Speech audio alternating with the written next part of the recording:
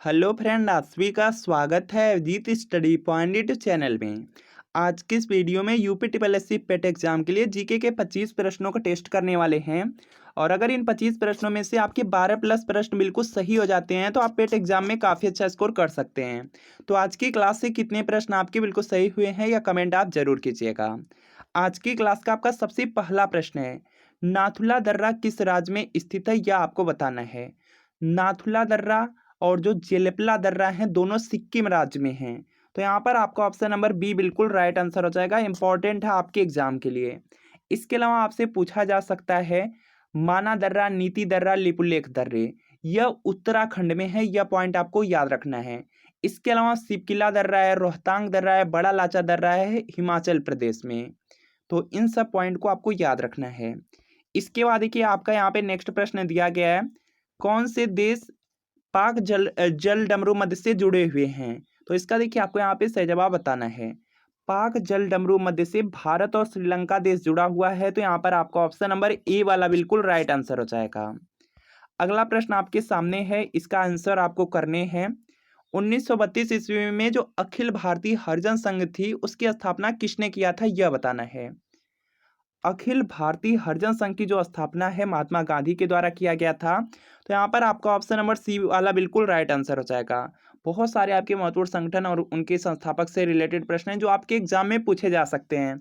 जैसे देखिए आपका आत्मीय सभा है, आत्मीय सभा के संस्थापक राजा राम मोहन राय हैं। ब्रह्म समाज है, ब्रह्म समाज के संस्थापक राजा मोहन राय हैं। इसके बाद आर्य समाज है, आर्य समाज के संस्थापक स्वामी दयानंद सरस्वती हैं। रामकृष्ण मिशन है, इसके संस्थापक स्वामी विवेकानंद है। सत्य शोधक समाज है, इसके यहाँ पे संस्थापक ज्योतिबा फुले हैं। सर्वेंट्स ऑफ इंडिया सोसाइटी है, इसके भी संस्थापक गोपाल कृष्ण गोखले हैं। इन सब पॉइंट को आपको याद रखना है, आपके एग्जाम के लिए इंपॉर्टेंट है। अगला प्रश्न आपके सामने है, भारतीय संविधान का कौन सा अनुच्छेद है जो अस्पृश्यता का उन्मूलन करता है। छुआछूत का कौन सा अनुच्छेद है जो कि अंत करता है। तो यहाँ पे इसका जो राइट आंसर है यह देखिए हो जाएगा अनुच्छेद 17, आर्टिकल 17 हो जाएगा। तो यहाँ पर आपका ऑप्शन नंबर डी वाला बिल्कुल राइट आंसर होगा। अगला प्रश्न है कि निम्न में से किस नदी का जो स्रोत है भारत से बाहर है। तो इसका देखिए सही जवाब बताना है। तो यहाँ पे इसका राइट आंसर हो जाएगा ब्रह्मपुत्र नदी है, ऑप्शन नंबर ए वाला बिल्कुल राइट आंसर हो जाएगा। इसके बाद देखिए अगला प्रश्न है कि जनसंख्या के अध्ययन को क्या कहते हैं। तो इसका देखिए आपको सही जवाब करना है। और यहाँ पर देखेंगे इसका राइट आंसर हो जाएगा जनसांख्यिकी कहा जाता है। जो जनसंख्या का अध्ययन है इसको जनसांख्यिकी कहा जाता है।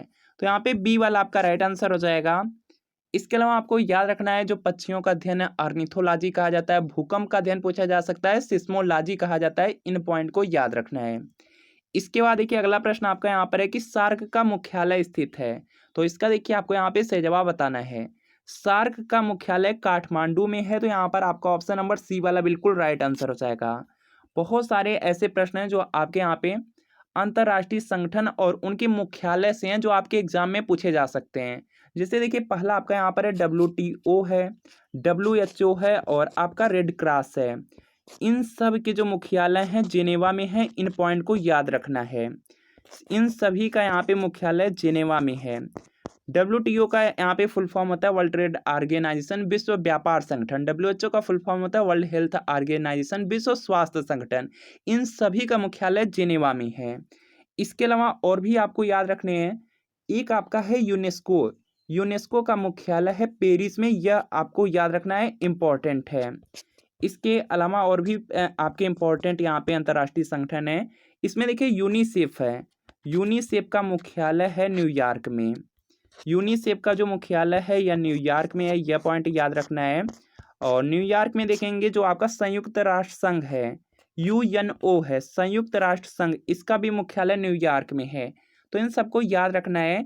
इसके अलावा आपका है यहाँ पे एडबी है, एडबी का मुख्यालय आपको याद रखना है मनीला में है। इसके बाद देखिए FAO है, FAO का जो मुख्यालय है रोम में है। तो इन सब पॉइंट को आपको याद रखने हैं। भारत और चीन के बीच सीमा रेखा कहलाती है, तो इसका देखिए आपको सही जवाब बताना है। भारत और जो चीन के बीच सीमा रेखा है या मैकमोहन रेखा है। तो यहाँ पर आपका ऑप्शन नंबर ए वाला बिल्कुल राइट आंसर हो जाएगा। देखिए जो डूरंड रेखा है यह आपका यहाँ पे जो कश्मीर है जो पाकिस्तान द्वारा कब्जा कर लिया गया है उस पार्ट में है और अफगानिस्तान के बीच में है। तो यह हो जाएगा पाकिस्तान और अफगानिस्तान के बीच की रेखा हो जाएगा। इसके अलावा यहाँ पर रेड क्लिफ रेखा दिया गया है। जो रेड क्लिफ रेखा है यह भारत और पाकिस्तान के बीच है, यह पॉइंट आपको याद रखना है। इसके बाद देखिए अगला प्रश्न आपका यहाँ पर है कि मानव रुधिर का जो पीएच मान होता है वह कितना होता है। तो यहाँ पे देखेंगे इसका राइट आंसर हो जाएगा 7.4 होता है। डी वाला आपका राइट आंसर होगा। इसके बाद देखिए अगला प्रश्न आपका यहाँ पर है कि पेट्रोल की जो गुणवत्ता है किससे अभिव्यक्त की जाती है। तो यहाँ पे देखेंगे इसका राइट आंसर हो जाएगा ऑक्टेन संख्या के द्वारा। सी वाला आपका राइट आंसर होगा। अगला प्रश्न है कि पेनिसिलिन का आविष्कार किसने किया था। पेनिसिलिन का जो आविष्कार है यह अलेक्जेंडर फ्लेमिंग के द्वारा किया गया था। तो यहाँ पे सी वाला आपका राइट आंसर होगा। एडवर्ड जेनर दिया गया है, तो इन्होंने चेचक के टीके की खोज की थी। यह पॉइंट आपको याद रखना है। इसके बाद देखिए अगला प्रश्न है कि एशिया और अफ्रीका को पृथक करती है। तो यहाँ पे जो इसका राइट आंसर है यह देखिए हो जाएगा स्वेज नहर। जो यहाँ पे स्वेज नहर है यह देखेंगे एशिया और अफ्रीका को अलग करती है। तो बी वाला आपका राइट आंसर होगा। अगला प्रश्न आपके सामने है कि पीली क्रांति का संबंध है। तो इसका देखिए सही जवाब करना है। जो आपकी पीली क्रांति है, पीली क्रांति का संबंध है तिलहन उत्पादन के साथ है। तो यहाँ पे बी वाला आपका राइट आंसर होगा। क्रांति से रिलेटेड बहुत सारे प्रश्न हैं जो एग्जाम में पूछे जा सकते हैं। जैसे हरित क्रांति है खाद्यान्न से रिलेटेड, श्वेत क्रांति है दूध से संबंधित। इसके अलावा यहाँ पर है आपकी लाल क्रांति है जो कि आपका टमाटर से रिलेटेड हो जाएगी। गुलाबी क्रांति है मांस और प्याज से रिलेटेड है।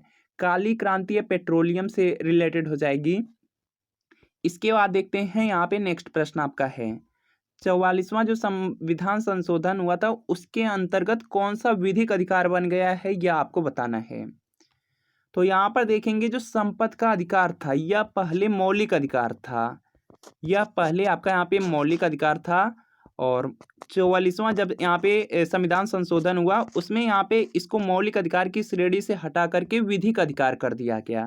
तो यहाँ पर आपका ऑप्शन नंबर बी वाला बिल्कुल राइट आंसर हो जाएगा। और यहाँ पे मौलिक अधिकार हैं तो यहाँ पर देखेंगे जो भारतीय संविधान है वर्तमान में अगर मौलिक अधिकार की बात की जाए तो 6 हैं। यह पॉइंट याद रखना है।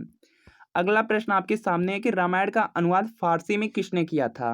तो इसका देखिए आपको सही जवाब बताना है। तो यहाँ पर देखेंगे इसका राइट आंसर हो जाएगा बदायूनी ने किया था। तो यहाँ पर आपका ऑप्शन नंबर बी वाला बिल्कुल राइट आंसर हो जाएगा। पुस्तक से रिलेटेड बहुत सारे प्रश्न हैं जो आपके एग्जाम में पूछे जा सकते हैं। इसमें देखिए इंपॉर्टेंट में आपका है डिस्कवरी ऑफ इंडिया पुस्तक है।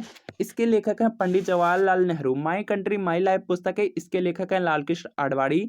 इंडिया विंस फ्रीडम पुस्तक है मौलाना अबुल कलाम आजाद हो जाएंगे। इसके अलावा आपका है यहाँ पे विंग्स ऑफ फायर पुस्तक है जिसके लेखक एपीजे अब्दुल कलाम है। माई एक्सपेरिमेंट विद ट्रूथ पुस्तक है जिसके लेखक महात्मा गांधी हैं। इसके बाद देखिए अगला प्रश्न आपका यहाँ पे दिया गया है धान की खेती के लिए सर्वाधिक आदर्श मृदा कौन सी है यह आपको बताना है। तो यहाँ पर देखेंगे इसका जो राइट आंसर है यह देखिए आपका यहाँ से हो जाएगा जलोढ़ मृदा हो जाएगा। ऑप्शन नंबर सी वाला आपका यहाँ पे राइट आंसर होगा। अगला प्रश्न आपका यहाँ पे दिया गया है कि जो विद्युत बल्ब है इसका जो फिलामेंट होता है किससे बना होता है। तो यहाँ पर देखेंगे इसका राइट आंसर हो जाएगा। देखिए जो विद्युत बल्ब का फिलामेंट होता है वह देखेंगे आपका बना होता है यहाँ से टंगस्टन का। तो यहाँ पे डी वाला आपका बिल्कुल राइट आंसर होगा। अगला प्रश्न है कि निकट दृष्टि रोग का संबंध किससे है। तो इसका देखिए आपको सही जवाब बताना है। तो यहाँ पे देखेंगे इसका राइट आंसर हो जाएगा जो निकट दृष्टि दोष है इसका यहाँ पे जो संबंध है आंख के रोग से संबंधित है। तो यहाँ पे डी वाला आपका राइट आंसर हो जाएगा। अगर आप UP triple S C PET exam को पास करना चाहते हैं तो Chachchu publication UP triple S C PET exam 2025 के लिए बहुत ही महत्वपूर्ण स्टडी गाइड बुक लेकर आया है जिसमें आपको 2200 प्लस महत्वपूर्ण प्रश्न मिलने वाले हैं। 4 साल का आपको सॉल्व पेपर मिलने वाला है। यह बुक का कवर पेज है आप लोग देख सकते हैं। और इस बुक में सबसे पहले आपको 2023 का सॉल्व पेपर मिल जाएगा और 2023 के सॉल्व पेपर में देखेंगे एक एक प्रश्न को काफ़ी अच्छी तरीके से दिया गया है। और प्रश्न के बाद आप लोग देखेंगे इसमें आपको यहाँ पे आंसर शीट मिल जाएगी और आंसर शीट के बाद देखेंगे एक एक प्रश्न की काफ़ी अच्छी तरीके से यहाँ पे व्याख्या भी किया गया है। इसके बाद सभी सब्जेक्ट आपको थ्योरी में मिल जाएंगे और थ्योरी में भी देखेंगे काफ़ी अच्छी तरीके से इसमें एक्सप्लेनेशन किया गया है। और चच्चू पब्लिकेशन की बुक को आप ऑनलाइन और ऑफलाइन दोनों तरीके से परचेज कर सकते हैं। अगर आपको ऑफलाइन परचेज करना है तो अपने नज़दीकी किसी भी बुक स्टोर से आप बुक का कवर पेज दिखा करके परचेज कर सकते हैं। अगर आपको ऑनलाइन परचेज करना है तो वीडियो के नीचे डिस्क्रिप्शन बॉक्स में आपको लिंक मिल जाएगी। लिंक को क्लिक करके आप UP triple S C PET exam की जो बुक हैं इनको आप ऑर्डर कर सकते हैं। और यहाँ पे जो स्टडी गाइड बुक है, स्टडी गाइड बुक के साथ देखेंगे UP triple S C PET exam के लिए चक्षु पब्लिकेशन का प्रैक्टिस सेट भी आता है। प्रैक्टिस सेट में आपको 20 प्रैक्टिस सेट मिल जाएंगे। अगर प्रैक्टिस सेट को भी स्टडी गाइड बुक के साथ ले लेते हैं तो आपकी जो तैयारी है और भी अच्छी हो जाएगी।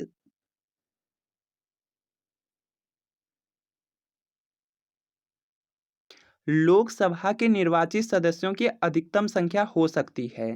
तो यहाँ पे देखेंगे इसका राइट आंसर हो जाएगा 550 हो सकती है। ऑप्शन नंबर ए वाला राइट आंसर होगा।